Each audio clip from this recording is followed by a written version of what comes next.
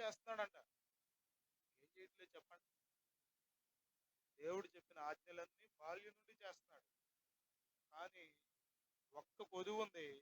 ఆ ఒక్క కొదువు మూలాన అతను దేవుని రాజ్యంలో ప్రవేశించలేడు. నిత్య జీవానికి వారసుడు అవ్వాలని ఆశతో వచ్చాడు, కానీ నిత్య జీవాన్ని పొందుకోకుండానే, ఆ వారసత్వాన్ని అనుభవించకుండానే, సంపాదించుకోకుండానే బాధపడుకుంటూ ఇంటికి వెళ్ళిపోయాడు. మీరు వాక్యం విని మీ శరీర రీతిగా బాధపడితే మీరంతే. వాక్యం విన్న తర్వాత మీ హృదయాలలో, అంతరంగాలలో ఏం జరుగుతుందో మీ గురించి మీరు విచారపడుతూ, ప్రార్థన చేసుకుంటూ, సరి చేసుకునే మనసులోకి వస్తే అది మీరు సక్సెస్ అయినట్లే. వర్తమానాలు మిమ్మల్ని బాధ పెట్టాలని కాదు, వర్తమానాలు మిమ్మల్ని హెచ్చరించాలి, వర్తమానాలు మిమ్మల్ని సరైన త్రావులో నడిపించాలి. యేసయ్య బోధ మనుషులను గుచ్చాలని కాదు,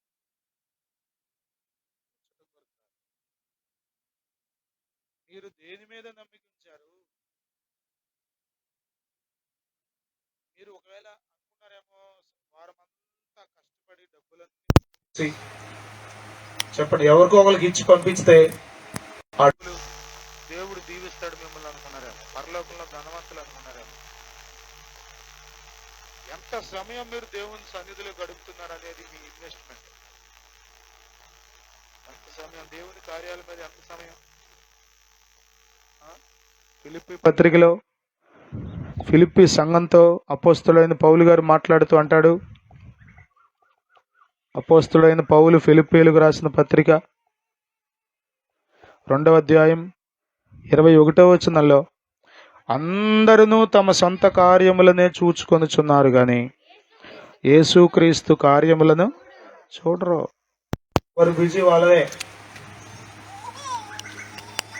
ఎవరు బిజీ వాళ్ళదే, ఎవరి కార్యం వాళ్ళయే, ఎవరి పనులు వాళ్ళయే, ఎవరు హడావుడి వాళ్ళదే.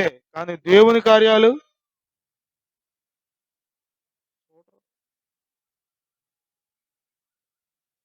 తిమోతి గురించి మాట్లాడుతూ అంటాడండి అద్భుతమైన మాటలు.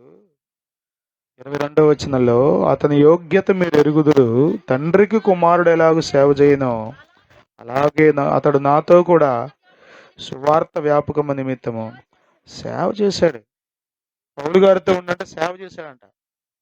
ఏం చేస్తుంటాడు సేవ? తిమోతి బోధ చేస్తుంటాడంట కదా. పౌలుకి అవసరమైన పనులన్నీ చేశాడు. దేవుడు తర్వాత తిమోతిని నిలబెట్టి వాడుకున్నాడు. దైవ కార్యాల విషయంలో ఏమైనా ఆసక్తి ఉందా? గురంతా దేని మీద ఉంది? నేను ముగిస్తాను, కొంచెం వినండి జాగ్రత్త. తమ ఆస్తి యందు నమ్మిక ఉంచువారు దేవుని రాజ్యంలో ప్రవేశిస్తారు. దానికోసం ఒక ఉపమానం చెప్పాడు. ధనవంతుడు దేవుని రాజ్యంలో ప్రవేశించడం కంటే ఒంటె సూది బెజ్జములో దూరుట సులభం. లిటరల్ గా మాట్లాడుకున్న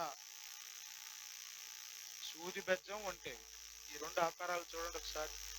సూదే తీసుకోండి, బెజ్జం దాకా ఎందుకు అసలు? సూది ఎంత ఉంటుంది, ఒంటె ఎంత ఉంటుంది?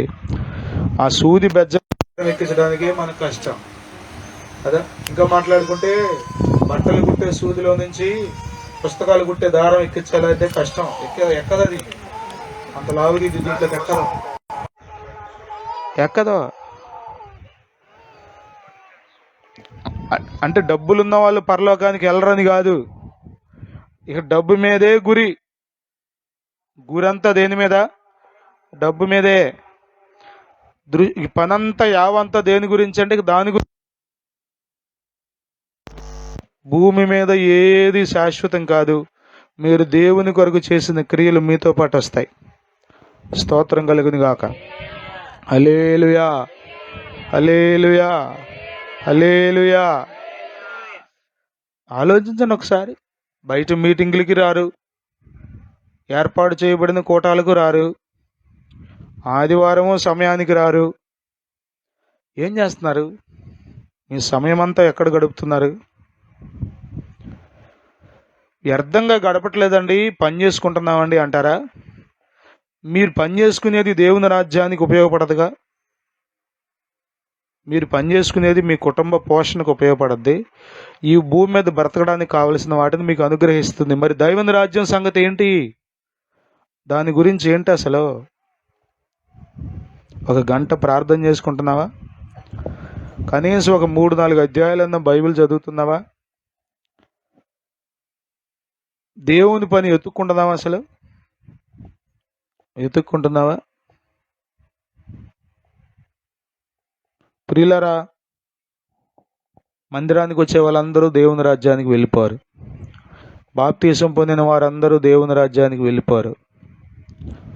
ఎవరైతే దేవుని మీద గురిపెట్టుకు బ్రతుకుతాడో, మన ధ్యాస దేని మీద ఉండాలి చెప్పండి అసలు?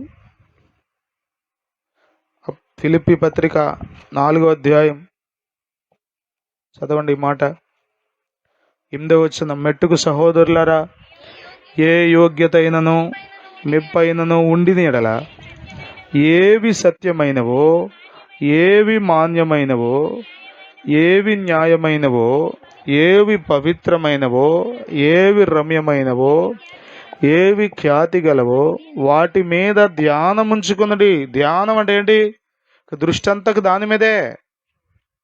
4:8, 9వ వచనం కూడా చూడండి. మరియు మీరు నా వలన ఏది నేర్చుకొని అంగీకరించితిరో, నా యందున్నట్టుగా ఏవి వింటిరో, ఏవి చూచితిరో, అట్టి వాటిని చేయుడి. అప్పుడు సమాధానకర్తయగు దేవుడు మీకు తోడై ఉండును. అప్పుడు దేవుడు మీకు తోడై ఉంటాడు. ప్రభువు మీకు తోడై ఉండును గాక అన్నంత మాత్రం తోడై ఉండడు. ఆయన కృపా సమాధానములు మీతో కూడా ఉండును గాక ఆమేన్ అనగానే ఉండరు. ఆశీర్వచనాలు పలుకుతాడు దైవజనుడు, కానీ ఆమేన్ అన్నవారుగా అన్నందరికీ దొరకదు కృప. దేవుడు మీకు తోడుగా ఎప్పుడు ఉంటాడంటే, శ్రేష్టమైన వాటి మీద మీ దృష్టి పెట్టాలి. స్తోత్రం. హల్లెలూయా, హల్లెలూయా, హల్లెలూయా. పైన వాటిని మీరు వెదకాలి. మీ మీ మీ నమ్మిక అంతా దేవుని మీద. నేను మాత్రమే నీ నమ్మానయ్యా. ఎవరినంట? నిజమేనా?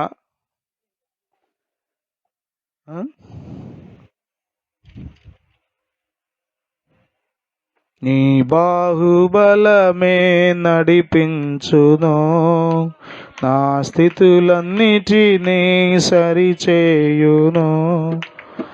కృప చూపువాడవయ్యా నీ పిల్లలకు, కృప చూపువాడవయ్యా, కృప చూపువాడవయ్యా నీ పిల్లలకు, కృప చూపువా. నిన్ను మాత్రమే నే నమ్మానయ్యా.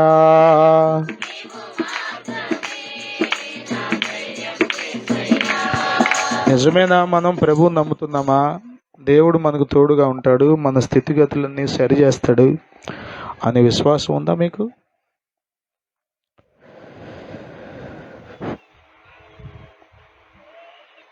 బైబిల్ రాయబడింది, వాడు గాలిని పోగు చేసుకుంటున్నాడు అన్నాడు. వాడు గాలిని ఎంత పోగు చేస్తారు? గాలిని మీరు ఎంత పోగు చేస్తారు? ఒక అద్భుతమైన మాట యెషయా గ్రంథంలో ఉంటుంది, వారు వృధాగా ప్రయాసపడరు అంటాడు. ప్రియులారా, మనము దేవుని పిల్లలుగా దేవుని పనిలో ఉన్నప్పుడు మన ప్రయాస వృధా అవదు. మన రెక్కల కష్టాన్ని ప్రభు దీవిస్తాడు. హల్లెలూయా, హల్లెలూయా, హల్లెలూయా. ప్రియులారా, దేని మీద మీ నమ్మిక? దేని కొరకు మీ ప్రయాస? దేని కొరకు మీ ఆరాటం? దేని కొరకు మీ సమయం అంతా వెచ్చిస్తున్నారు? ఒకసారి ఆలోచన చేయండి. అంటున్నాడు, ఇదిగో అందుకు వారు అత్యధికముగా ఆశ్చర్యపడి, అట్లయితే ఎవడు రక్షణ పొందగలడని ఆయన అడిగిరి. యేసు వారిని చూచి, ఇది మనుషులకు అసాధ్యమే గాని దేవునికి అసాధ్యము కాదు, దేవునికి సమస్తమును సాధ్యమే అన్నాడు. చూసారా?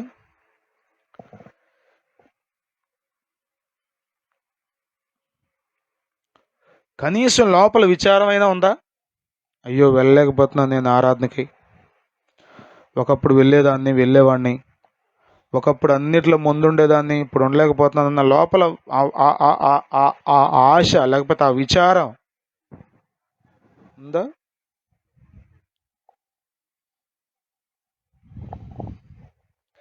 అది కూడా లేకపోతే నువ్వు లోకంలో కలిసిపోవడానికి సిద్ధంగా ఉన్నావని గుర్తుపెట్టుకో.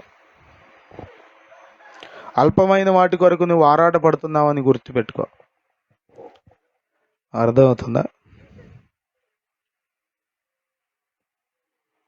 మన సిస్టర్ గారు లైవ్ పెడితే చూసా, చర్చ్ ఓపెనింగ్. మండు టెండలు రోజుకో చర్చ్ ఓపెన్ చేసుకెళ్తున్నాడు ఆయన. మండు టెండలే 45-46 డిగ్రీలు. మార్కాపురం అంటే భయంకరమైన ఏరియా అది. ఇంకా ఎక్కువ టెంపరేచర్ ఉంటుంది అక్కడ. అంతా గ్రానైట్ రాయిలు అవన్నీ అయిటాయి కదా, త్రిపురాంతకం. ఎంత వేడి! ఎందుకు ప్రయాసపడుతున్నారు చెప్పండి? సరిపోదా ఉన్న సంఘాలు? సరిపోదా ఉన్న సేవ? మనము దేని కొరకు ఆరాటపడుతున్నాం? మీరు దేని మీద నమ్మిక ఉంచుతున్నారు అనేది ఒకసారి ఆలోచన చేయండి. వాస్తవమైన జీవం ఒకటి ఉంది, అది సంపాదించుకోవాలి మనం. ఇక్కడ డబ్బులుంటే మంచి భోజనం చేయొచ్చు, మంచి సౌకర్యాలు పొందుకోవచ్చు, మంచి వసతులు మనం సమకూర్చుకోవచ్చు. అవసరం ఇవన్నీ భూమి మీద బ్రతకడానికి. మరి వాస్తవమైన జీవం కొరకు ఏమి సంపాదించుకుంటున్నారు మీరు? ఏమి సంపాదించుకుంటున్నారు? చదవండి. అదే తిమోతి పత్రికలో మనం కూడా చదివాం మనం ఆ మాట. 1 తిమోతి పత్రిక 6వ అధ్యాయం 17, 18, 19 వచనాలు చూడండి. ఇహమందు ధనవంతులైన వారు గర్విష్ఠులు కాక అస్థిరమైన ధనమునందు నమ్మిక ఉంచక. ఉద్యోగం ఉందా? దాని మీద కాదు నీ గురి. 2 ఎకరాల పొలం ఉందా? ఇక దాని మీద గురి పెట్టుకో. మాకు దాని మీద నమ్మిక ఉంచితే ఎట్లా? సుఖముగా అనుభవించుటకు. ఎంత అద్భుతమైన మాటో! సుఖముగా అనుభవించుటకు సమస్తమును మనకు ధారాళముగా దయచేయు దేవుని యందే నమ్మిక ఉంచుడని తిమోతికి చెప్తున్నాడు. నానా, నువ్వు సేవ చేయాలి. రేపు నీ దగ్గరికి వచ్చే వాళ్ళ గురించి ఎట్లా చెప్పాలో వాళ్ళకి తెలుసా? ఆజ్ఞాపించాలి. బతిమాలుకుంటే పరిస్థితి లేదండి. ఇంకా ఆజ్ఞాపించేంత ఎక్కడుంది? ఆజ్ఞాపించమంటున్నాడు తిమోతిని. స్తోత్రం. హల్లెలూయా, హల్లెలూయా, హల్లెలూయా, హల్లెలూయా. ఆజ్ఞాపించాలి నువ్వు. ధనవంతులైన వారు దాని మీద గురి పెట్టుకు బ్రతుకుతారేమో. కాదు కాదు, అన్నీ దయచేసి ధారాళముగా, ధారాళముగా. హల్లెలూయా, హల్లెలూయా. ఆయన ధారాళంగా ఇచ్చే దేవుడు. మీరు అనుకున్నారు ఏదో కష్టపడితే దీవించబడదామని. కష్టపడండి. కష్టపడకుండా ఎట్లా? మోసం చేసి సంపాదించమని దేవుడు చెప్పట్లేదు. దొంగతనం చేసి సంపాదించమని దేవుడు చెప్పట్లేదు. పరపురుషుడి దగ్గరికి వెళ్ళి సంపాదించమని దేవుడు చెప్పట్లేదు. పరస్త్రీ దగ్గర సంపాదించమని దేవుడు చెప్పట్లేదు. కష్టపడి సంపాదించమని దేవుడు వాక్యం చెప్తుంది. కానీ అదే జీవితం సర్వస్వం అనుకోకండి. దేవుడున్నాడు, ఆయన ఇస్తాడు అన్నీ. స్తోత్రం. ప్రసంగి గ్రంథంలో అంటాడు, ఆయన సెలవు లేక భోజనం చేసి ముగించుట ఎవడికి సాధ్యం? కష్టపడి సంపాదించుకుని మంచి భోజనం వండుకుని తింటున్నావండి. ఆ తిని సంతోషించడం నీ వల్ల అవ్వదు కదా. దానికి కూడా దేవుని సెలవు కావాలి. 2:21 అనుకుంటా చదవమ్మా. ప్రసంగి 2 ఇంకా గ్రంథకి వెళ్ళిపో. అక్కడే 24, అది 25 వచ్చిన. ప్రసంగి 2:25. ఆయన సెలవు లేక భోజనము చేసి సంతోషించుట ఎవరికి సాధ్యం? ఎవరికి సాధ్యం చెప్పండి? ఎవరికి సాధ్యం? ఆయన సెలవు లేక.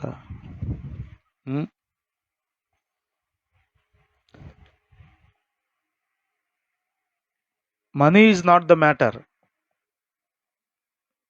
దేవుడు దేవుడు ఆదివారమే గుర్తుకొస్తున్నాడా దేవుడు నీకు?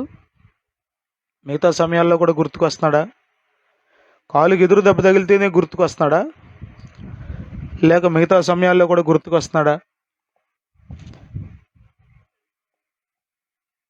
మనము ఆలోచించుకోవాలి. ఆయన సెలవు లేకుండా మనం ఏం చేయగలమండి? మనం ఏం చేయగలం? నువ్వెంత బలవంతుడివైనా కావచ్చు, నువ్వెంత జ్ఞానం కలిగిన వ్యక్తివైనా కావచ్చు, నువ్వెంత జాగ్రత్తపరుడైనా కావచ్చు, ఆయన సెలవు ఉండాలి. ఆయన సెలవు ఉండాలి. ప్రియులరా, మనం కష్టపడాలి, కృప మీద ఆధారపడాలి, దేవుని మీద గురి పెట్టుకుని బ్రతకాలి. మనం కష్టపడి చదువుకోవాలి, కానీ జయమిచ్చేవాడు దేవుడే అని మనం గ్రహించి ఆయన కృప మీద ఆధారపడాలి. దేవుని స్తోత్రం. నీవు సెలవీయగా జరుగనిదేమున్నది, కార్యం కలుగనిదేముంది. నీవు సెలవి జరుగనిదేముంది. వాక్కును సకలము నీవే శ్రీమంతుడా, స్తుతి నీకు పాడెదనయ్యా. సకలము నీ స్తుతి నీకు పాడెదనయ్యా.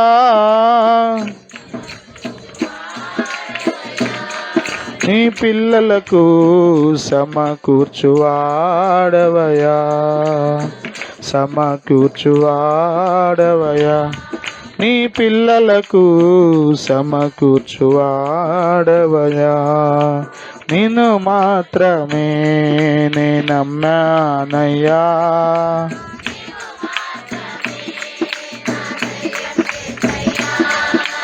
నిన్ను మాత్రమే నే నమ్మానయ్యా.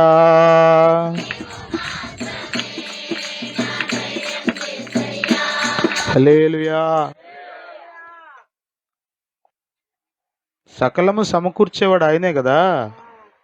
సమస్తము సమకూడి మేలుకై జరిగించేవాడు ఆయనే కదా. దేవుని ప్రేమిస్తున్నావు నీవు? అసలు దైవికమైన చింతన నీలో ఏమైనా ఉందా? అసలు ఆధ్యాత్మికమైన ఆలోచనలు? రేకుల షెడ్లో ఉన్నాం కదా. నేను కూడా మొన్న యేసుకుమారుల ఇంటికి వెళ్తూ ప్రార్థన చేస్తే ఆ రేకుల షెడ్ ఇంకా కిందకుంది. అది ఈ భూమి మీద వేడిని తట్టుకోవడానికి ఎన్నో తాపత్రయాలు పడుతున్నాం. ఎంత వేడో. మరి భవిష్యత్తు సంగతి ఏంటి అంటున్నా నేను. భలేవాళ్ళండి, బాప్తిసం పొందాక అమాంతం వెళ్ళిపోతుందండి అనుకున్నారా? అంత తేలికైన మార్గం కాదు కదా ఇది. ఇది ఇరుకైన మార్గం కదా. రాబో కాలానికి ఏమైనా పునాది ఉందా మీకు? ఇప్పుడు అన్ని పునాదులు బాగానే జాగ్రత్త పడుతున్నారు. చదవండి ఆ మాట. తిమోథీ పత్రికలు అంటాడుగా, చదువునానా? 18వ వచనమా, వారు వాస్తవమైన జీవమును సంపాదించుకొను నిమిత్తము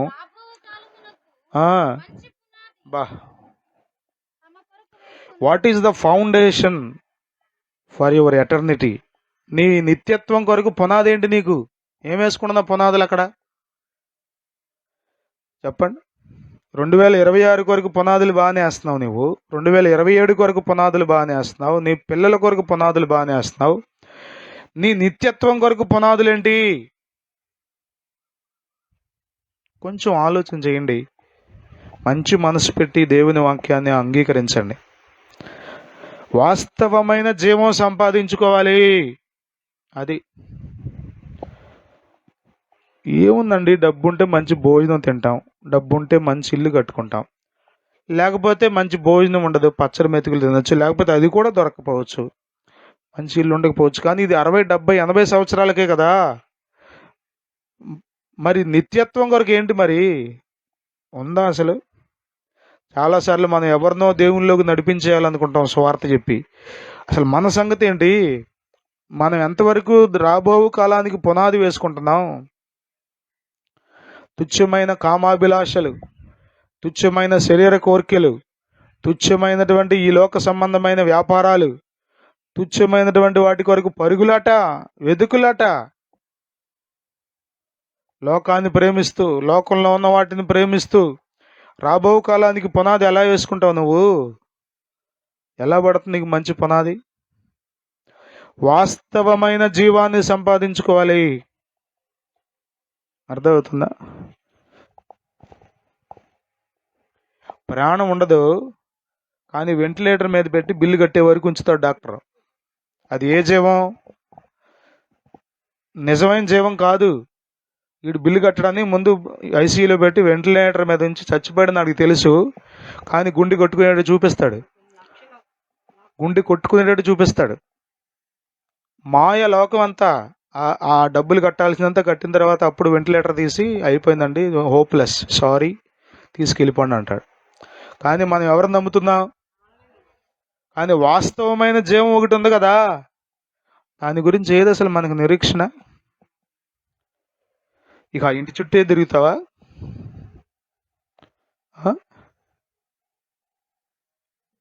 అయ్యగారు సాక్ష్యం చెప్తున్నారు కదా, అయ్యగారు ఎప్పుడో చాలా సంవత్సరాలు 2 టౌన్ వెళ్ళారంట పేపర్లు ప్రింటింగ్ చేయడానికి, మీటింగ్ పేపర్స్.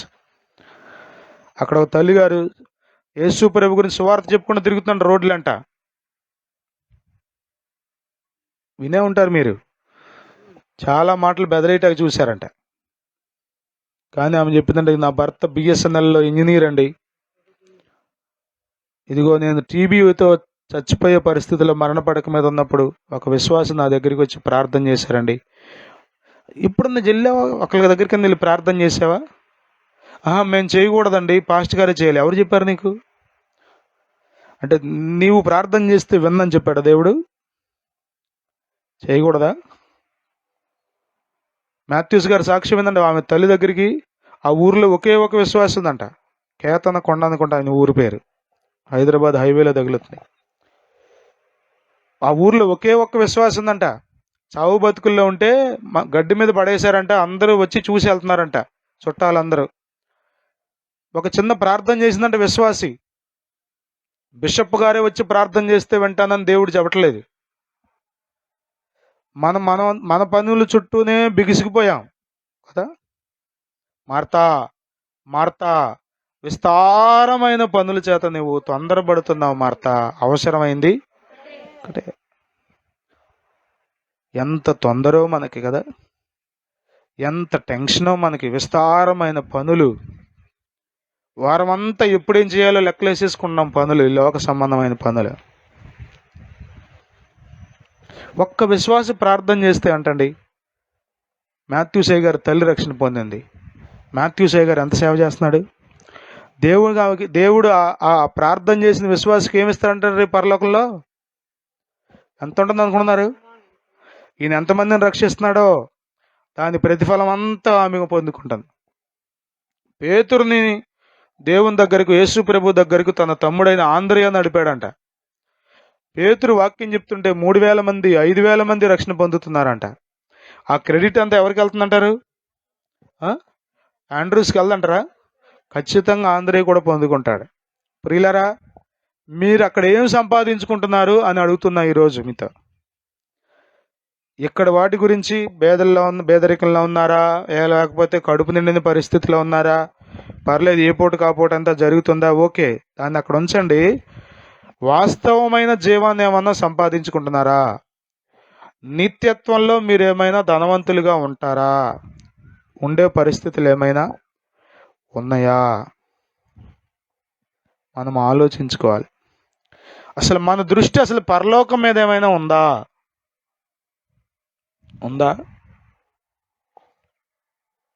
అయ్యా, చచ్చిపోయే సమయంలో విశ్వాసం వచ్చి నా కొరకు ప్రార్థన చేస్తే బతికానయ్యా.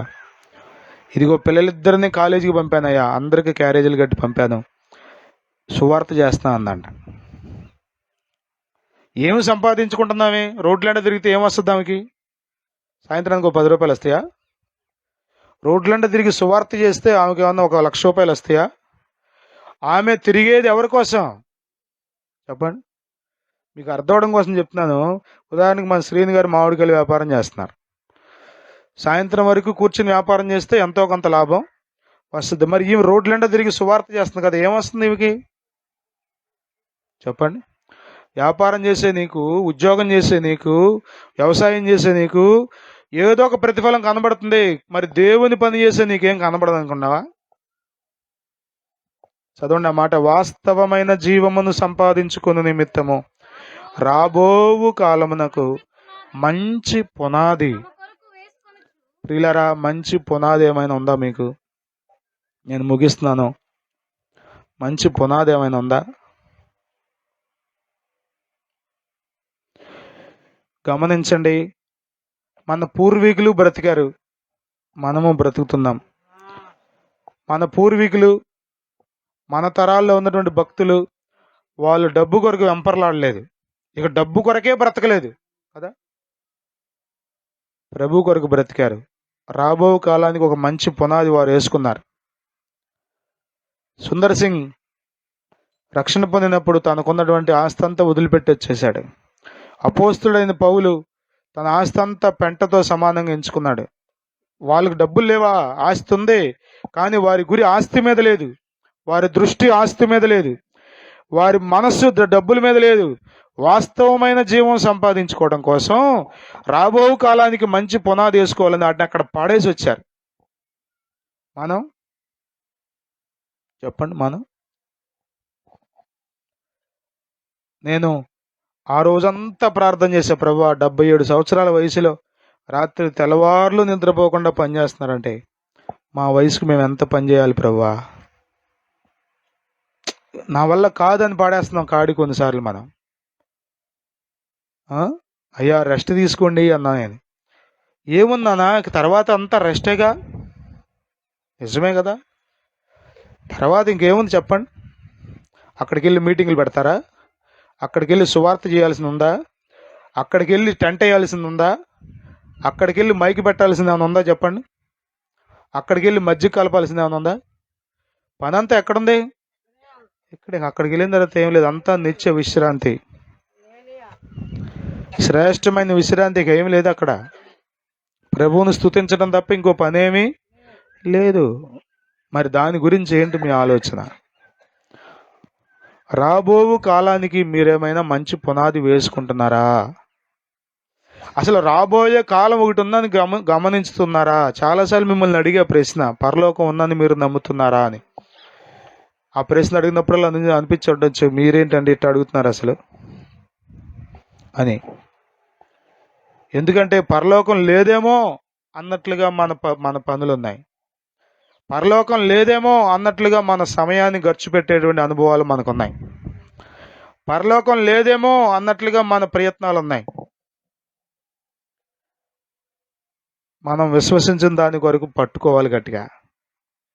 అబ్రహాము మహారాజులాగా బ్రతకాల్సినాడు, కానీ గుడారాల్లో బ్రతికాడు. మీరు చదివితే ఆదికాండం 24వ అధ్యాయంలో అబ్రహామును దేవుడు అన్ని విషయాల్లో ఆశీర్వదించాడు, ఒక కోణం కాదు. చదువుతారన్నమాట. ఆదికాండం 24:1.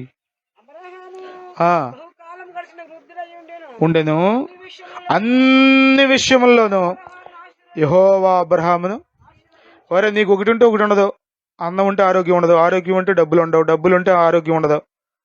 కానీ అబ్రహాం గురించి దేవుడు ఏమన్నాడు ఇక్కడ? అన్ని విషయాల్లో యెహోవా అబ్రహామును. కానీ అబ్రహాం దేని కొరకు దృష్టి పెట్టాడు చెప్పండి? దృష్టి అంతా దాని గురించే. ఇది కాదురా నాయనా, ఈ డబ్బులు కాదు, ఈ మేడలు కాదు, ఈ మామిడికాయలు కాదు, ఈ పలవాలు బిర్యానీలు కాదు, ఈ కోట్లు సూట్లు కాదు, ఈ మేడలు మిద్దెలు కాదు. దేవుడు దేనికి శిల్పియు నిర్మాణకుడై ఉన్నాడో అది పునాదులు కలిగిన పట్టణం. హల్లెలూయా, హల్లెలూయా, హల్లెలూయా. అన్ని విషయాల్లో ఆశీర్వదించబడ్డాడు అబ్రహాము. కానీ చూపంతా ఎక్కడుందో తెలుసా? రాబోయే లోకం, రాబోయే జీవం, రాబోయే జీవం. ప్రియులారా, కష్టంగా అనిపించదా చెప్పండి? దేవుని కొరకు పనిచేస్తుంటే తేలిగ్గా ఉంటుంది అనుకుంటున్నారా?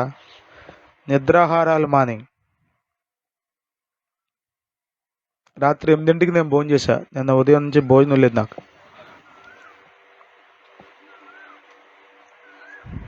శుక్రవారం 3 గంటలకు భోంచేసాం. మళ్ళీ బయలుదేరి వెంటనే మళ్ళీ మీటింగ్కి వెళ్ళాం. నేను రావడమే వచ్చేటప్పుడే అనుకున్నా, భయంకరమైన బలహీనత నాకు శుక్రవారం. అయినా కానీ ఉపవాస కూటంలో కూర్చుని వాక్యం చెప్పాలని కూర్చున్నా. విపరీతమైన బలహీనత వచ్చింది. లేవా బలహీనతలో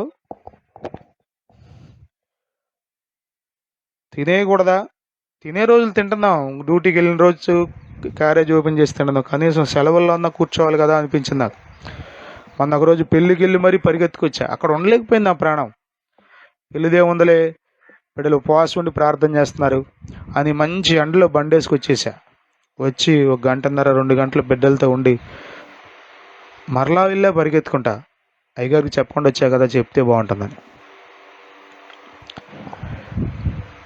కొంచెం ఆలోచన చేయండి. కొంచెం మీ దృష్టి ఎక్కడుందో గమనించుకోండి. కష్టపడితే పని జరుగుతుంది, డబ్బులు వస్తున్నాయి. ఈ భుక్తి లేకపోతే ఈ జీవనం నడుస్తుంది. అవసరం ఇవంతా. మీరు కష్టపడద్దు, దేవుడే మిమ్మల్ని పోషిస్తాడని నేనేం అబద్ధాలు చెప్పట్లేదు. కష్టపడి సంపాదించుకుని బ్రతకమని ప్రభువే చెప్పాడు. కానీ ఇక అందుకొరకే బ్రతకొద్దు. ఇక 24 గంటలు దాని కొరకే అయితే మరి రాబోయే జీవం గురించి ఏంటి చెప్పండి. ఆస్తి యందు నమ్మిక ఉంచువారు దేవుని రాజ్యంలో ప్రవేశింపలేరు. దేవుని రాజ్యం ఉంది ప్రియులారా. ఆకలి దప్పికలు లేని రాజ్యం, దుఃఖము వ్యాధులు లేని రాజ్యం, కన్నీరు కలతలు లేని రాజ్యం, ప్రభువే పరిపాలించే రాజ్యం, పరిశుద్ధత నిలిచి ఉండే రాజ్యం, పాపము లేని రాజ్యం, సంతోషము సమాధానము నిలిచి ఉండే రాజ్యం. ఆ రాజ్యంలో ప్రవేశించాలనుకుంటున్నావా? సామెతల గ్రంథంలో మీరు చదివితే భక్తి విడిచిన వాని మార్గములు వానికే వెక్కసమగునంటాడు. భక్తి విడిచిపెట్టేస్తే ఒకరోజు నీకే విరక్తి వచ్చేస్తుంది నీ మీద నీకు. యోధా ఎందుకు ఉరిపెట్టి చచ్చిపోవాలండి అంటే అతడు డబ్బులు సంపాదించడం కోసం తిరిగాడు. అసలు మీరు ఆశ్చర్యపోవాలి, మనం ఆశ్చర్యపోవాలి. 11 మంది శిష్యుల్ని పక్కన పెట్టి అతనికే డబ్బు సంచి ఇచ్చాడుగా ప్రభు. అసలు కానుకలన్నీ ఎవరు తీసుకున్నారు? ఒకవేళ ఎవరైనా యేసు ప్రభు కానుకిస్తే ఆ కానుక తీసుకెళ్లి యోధా చేతిలో పెడుతున్నాడు. ఇన్ని డబ్బులుండే లెక్కలేమని అడిగాడు దేవుడు. ప్రేమిస్తున్నాడుగా యోధాని. అయినా ఇంకా యేసు ప్రభుని అమ్మేయాలని. చాలాసార్లు మనం అనుకుంటాం యోధా అమ్మేశాడు కానీ నేనైతే అమ్మనని. ఆరాధన మానేసే నీవు అమ్మట్లేదా దేవుణ్ణి? దేవుని పని చేయకుండా 24 గంటలు నీ కొరకే ఆలోచించుకుంటున్నా నీవు యేసును అమ్మట్లేదా? నమ్మిన వారిగా అనుకుంటున్నావు నువ్వు యేసును? నమ్మలేదు, నువ్వు యేసును నమ్మేశావు. ఇదిగో ప్రియులారా, పశ్చాత్తాపడి ప్రభు దగ్గరికి రావలసిన యోధా అతని మార్గం అతనికి వెక్కసం అయిపోయింది. ఉరిపెట్టుకు చనిపోయాడండి. అంతం ఘోరం అండి, అంతం ఘోరం. తీర్పు తీర్చలేదు యేసు ప్రభు. రే నువ్వు ఇట్లా చేస్తున్నామని అందరి ముందు అవమానపరచలేదు యేసు ప్రభు. ఇంకా ఇంకా అవకాశాలు, సమయం ఇస్తూనే వచ్చాడు. మీరు యోహాను సువార్త 13వ వచనంలో 13వ అధ్యాయం 1వ వచనం చదివితే యేసు వారిని అంతము వరకు ప్రేమించాడు అన్నాడు. అందులో ఇస్కరియోతు యోధా కూడా అంతం వరకు ప్రేమించాడు. దేవుడు నిన్ను కూడా ప్రేమిస్తున్నాడు. మందిరానికి వచ్చి నిద్రపోతున్నా నిన్ను, అసలు మందిరం అంటే లెక్క లేకుండా బ్రతుకుతున్న నిన్ను, దేవుని వాక్యాన్ని మీరి సమయం అంతా నీ కొరకే వాడుకుంటున్న నిన్ను ప్రేమిస్తున్నాడు ఆయన. ప్రేమించట్లేదు అనుకో మాకు, ఆయన నిన్ను ప్రేమిస్తున్నాడు. ఇప్పుడు అయినా యేసు ప్రభు వైపు తిరుగు. నీ పిల్లల కొరకు పోషించుకోవటం, నీ పిల్లలకు కావాల్సినవన్నీ సమకూర్చటం, ఇవన్నీ అవసరమే. తండ్రిగా నీ బాధ్యత అది, తల్లిగా నీ బాధ్యత అది. మరి దేవుని బిడ్డగా నీ బాధ్యత ఏంటి? తండ్రిగా మంచి బాధ్యత నిర్వహిస్తున్నావు, మరి దేవుని బిడ్డగా నీ బాధ్యత ఏంటి? దేవుని మీద ఏమైనా గురి పెట్టావు? అసలు వాస్తవమైన జీవం సంపాదించుకునే ఆలోచనలో పడ్డావు? అసలు నువ్వు రాబో కాలానికి ఏమైనా మంచి పునాది ఉందా నీకు? ఉందా పునాది? చాలాసార్లు మనం అనుకుంటాం ఆస్తి అంటే కేవలం డబ్బే అని. దేవుడు ఇచ్చినంత ఆస్తే, దేవుడు నీకు ఇచ్చిన సమయం, దేవుడు నీకు ఇచ్చిన బలం. యవనస్తులారా, మీరు ఇప్పుడు దేవుని కొరకు ఖర్చు పెట్టండి నాన్న మీ జీవితాన్ని. నా ప్రార్థనల్లో ఒక ప్రార్థన పిల్లల గురించి, మన పిల్లలందరి గురించి. ప్రభువా, బిడ్డలు పాపానికి బానిసలైపోయి, దురలవాట్లకు బానిసలైపోయి కొన్ని సంవత్సరాల లోకంలో పడి చెడి తిరిగి తర్వాత మారు మనసు పొంది, ప్రభువా నేను చిన్నప్పుడే మారు మనసు పొందుంటే ఎంత బాగుండేది అని అప్పుడు బాధపడటం కాదు ప్రభువా.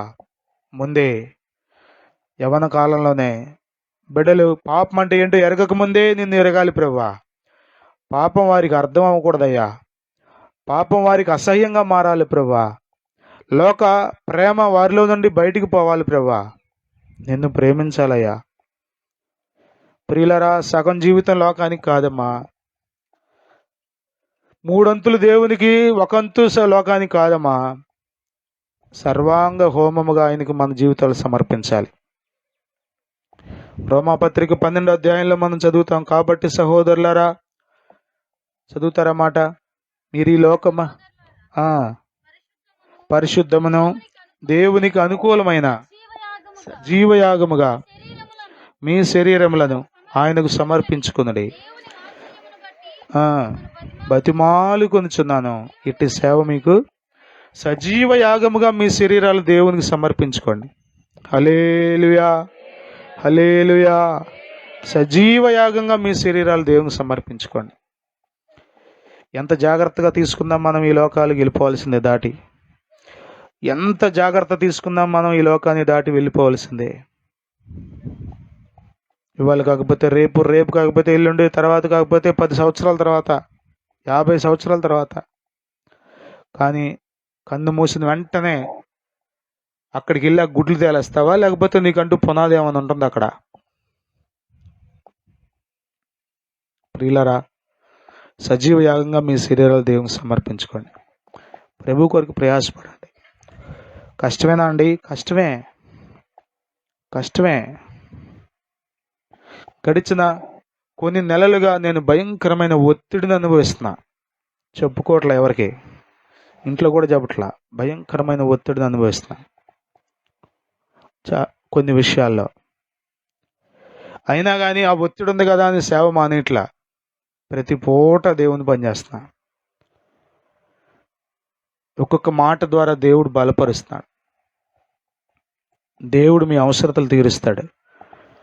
దేవుడు మీ కొదువలు తీరుస్తాడు. దేవుడు మిమ్మల్ని ఆశీర్వదిస్తాడు. దేవుని పని చేయండి. దేవుని రాజ్యాన్ని కట్టే పనిలో ఉండండి. వాస్తవమైన జీవాన్ని సంపాదించుకోవడానికి ఆరాటపడండి. నీతిని సంపాదించుకోండి, భక్తిని సంపాదించుకోండి, విశ్వాసాన్ని సంపాదించుకోండి, ఆత్మ ఫలము పొంది ఉండండి, ఆత్మ వరములతో నింపబడండి, ప్రభు కొరకు ప్రయాసపడండి. కష్టమే. ఎండలో మాడుతున్నామని ప్రభువుకి తెలియదా? టెంట్ కింద చూడంటారా? ప్రతిఫలం ఇవ్వడంటారా? ఫ్యానుల కింద చక్కటి సీలింగ్ వేసుకుని పెద్ద బిల్డింగ్లో కూర్చున్న దానికి దీనికి ఒకే జీతం ఇస్తాడంటారా దేవుడు? కొంచెం కష్టమే ఇది. సేవ తేలిక అనుకుంటున్నారా? చెప్పండి. సేవ తేలికేం కాదు. సేవ తేలికేం కాదు. ఎన్నో అనుభవాలు. కానీ సేవను విడిచిపెట్టకూడదు. దేవునిని విడిచిపెట్టకూడదు. దేవుని పనిని విడిచిపెట్టకూడదు. ఒక్కోసారి ఆనందరావు చెప్తాడు, ఆటో పరిస్థితులు, పొద్దుటనంగా వచ్చానని ఇదిగో ఇప్పుడు దాకా ఒక్క రౌండ్ కూడా వేయలేదు కిరాయి సర్వీస్, ఇంకా సీరియల్ నాది ఇంకా రాలేదు. అంటే పొద్దుటి నుంచి సాయంత్రం వరకు కూర్చుంటే ఒక 400, 500 అన్ని పోను వస్తే గొప్ప. అంతే. దయనీయమైన పరిస్థితులు ఉన్నాయి. సంపాదించుకునేవాడు కోట్లు సంపాదించుకున్నాడు. సెకనికి కోట్లు సంపాదించే వాళ్ళు ఉన్నారు. నిమిషానికి కోట్లు సంపాదించే వాళ్ళు ఉన్నారు. అదాని అనేవాడంట, మోదీ గారు ప్రధానమంత్రి కాకముందుకి ఇప్పటికి 750% డబ్బు పెంచాడంట. ప్రపంచంలో 608వ స్థానంలో ఉన్నటువంటి అదాని ఇప్పుడు ప్రపంచంలో 2వ స్థానంలోకి వెళ్ళాడంట ధనవంతుల లిస్టులో. సంపాదించుకునే వాళ్ళు సంపాదించుకున్నారు, కానీ వాళ్ళకి వాస్తవమైన జీవం ఉందా? వాళ్ళతో పోటీపడి మనం కూడా సంపాదించుకుంటాకే పరిగెత్తుదామా? వాళ్ళకి రాబోయే కాలానికి పునాదులేమీ లేవు. ఈ కోట్లేమీ వాళ్ళకి ఉపయోగపడవు. లక్షల కోట్లు లెక్కెట్టుకోవడానికి ఎన్ని మిషన్లు పెట్టారో చేతులతో లెక్కెడితే కుదరదాలి. ఎన్ని అకౌంట్లు ఉన్నాయో వాళ్ళకి ఎన్ని దేశాల్లో ఉన్నాయి అకౌంట్లు, కానీ ఇవన్నీ ఎక్కడి వరకే. మరి రాబోయే జీవితం ఏంటి? చనిపోడా? ధనవంతుడు చనిపోడా? ఏంటి అప్పుడు పరిస్థితి ఏంటి? ఆర్థిక ఒత్తిడి గురించి ఆలోచించకండి, రాబోయే జీవం గురించి ఆలోచించండి. హల్లెలూయా, హల్లెలూయా. కుటుంబ పోషణ గురించి కంగారు పడకండి, ప్రభు నమ్మదగిన వాడని ఆయన వైపు చూడండి. హల్లెలూయా. ఆయన నిన్ను పోషిస్తాడు, ఆయన నిన్ను దీవిస్తాడు. ఇదిగో, నీవు దేవుని ప్రేమించే వ్యక్తివైతే నీ కడుపున పుట్టిన బిడ్డలను దేవుడు దీవిస్తాడు, వారిని సేవకులుగా చేస్తాడు. హల్లెలూయా. నేనేదో పొడిగించాలని ఈ మాటలని చెప్పట్లేదు. ఒకసారి ఆలోచన చేయండి. మన నమ్మిక అంతా దేని మీద? ప్రభువా నువ్వే నా నమ్మిక, కానీ నేను మాత్రం నీ పనేం చేయలేను, నా పనిలోనే నేను అక్కడక్కడే. గానుగెద్దు తెలుసుగా మీకు? గానుగెద్దు ఏం చేస్తుంది? అక్కడే, అంతకుమించి దాని ఆ తాడు, దాని గిరి ఎక్కడి వరకు ఉంది అక్కడి వరకే తిరుగుద్ది, అంతకుమించి అది తిరగలేదు, అది తిరగలేదు. అంతేనా? అంతేనా? అంతేనా చెప్పండి. ప్రియులారా ఆలోచించండి, జాగ్రత్త పడదాం. ప్రభు నమ్మదగినవాడు, ఆయన నిన్ను విడిచిపెట్టడం. 37వ కీర్తనలో మనం పోయిన వారం చదువుకున్నాం. నీతిమంతుల సంతానం విడవబడ్డ గాని వారి పిల్లలు భిక్షమెత్తుడు గాని నేను చూచి ఉండలేదు. చిన్నవాడనై ఉన్నా, ఇప్పుడు ముసలోడినైపోయా. అంటే చిన్నవాడి దగ్గర నుంచి ముసలోడు అయ్యేంత వరకు చూస్తూనే ఉన్నాడు, కానీ ఎక్కడ అతడు నీతిమంతులు విడవబడ్డ చూడలేదంట. నువ్వు దేవుని కొరకు బ్రతికే వ్యక్తివైతే నీతిమంతుడు, దేవుడు నిన్ను విడిచిపెట్టడమ్మా. ఆశీర్వాదపు వాక్కులు పలికేసి 4 మాటలు మిమ్మల్ని పంపించేయడానికి లేని ఇక్కడ నేను. మీరు దీవించబడాలనేది నా ఉద్దేశం. దానికి మించి రాబోయే జీవాన్ని, ఉన్నతమైన ఆశీర్వాదపు అనుభవాల్లో మీరు ఉండాలనేది నా ఉద్దేశం. ప్రియులారా జ్ఞాపకం చేసుకోండి, ప్రార్థన చేసుకుందాం. వాస్తవమైన జీవం ఏమైనా ఉందా? రాబోయే కాలానికి ఏమైనా మంచి పునాది మీరు వేసుకుంటున్నారా? పగలంతా కష్టపడితే రేపటికి నీకు భోజనానికి ఉండొచ్చు, నిజమే, రైట్. రేపటి కొరకు నువ్వు ఈరోజు కష్టపడుతున్నావు, మరి నిత్యత్వం కొరకు ఏం కష్టపడుతున్నావు? నిత్యత్వం కొరకు ఏం చేస్తున్నావు? నిత్యత్వం గురించి నీ ఆలోచన ఏంటి? అసలు పునాది ఏమైనా ఉందా? ప్రియులారా, మీలో కొద్దిమంది పరలోకంలో బేదలుగా కనబడతారు. మీలో కొద్దిమంది పరలోకంలో చాలా దయనీయమైన స్థితిలో కనబడతారు. అది ఎంత ఘోరమో ఆలోచించండి. దేవుని ఎడల ధనవంతులేనా మీరు? భర్త దేవుని పని చేస్తుంటే వెనకలాగుతున్నావు నీవు. భార్య దేవుని కొరకు ప్రయాసపడుతుంటే వెనకలాగే వ్యక్తిగా ఉన్నావా? బిడ్డలు దేవుని కొరకు ఆరాటపడుతుంటే తలడిల్లిపోతున్నావా? తల్లిదండ్రులారా, వారు శ్రేష్టమైన పనిలో ఉన్నారు, వాస్తవమైన జీవాన్ని సంపాదించుకుంటున్నారు. ఈ లోకం శాశ్వతం కాదు, కంటికి కనబడేవేది నిత్యమైనవి కావు. నిత్యత్వం ఒకటి ఉంది, రాబోయే కాలం ఒకటి ఉంది. మంచి పునాది వేసుకోమ్మా. నిత్యత్వం కొరకు ప్రయాసపడు. పొలం చుట్టూ తిరుగుతున్నావు, మంచిదే. వ్యవసాయం చేసుకుంటున్నావు, మంచిదే. ఉద్యోగం చేసుకుంటున్నావు, మంచిదే.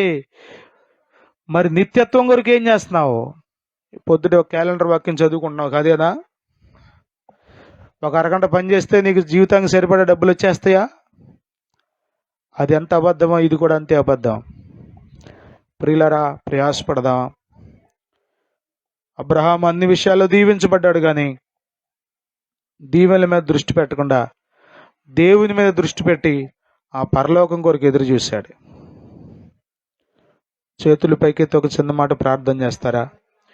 గంట వాక్యం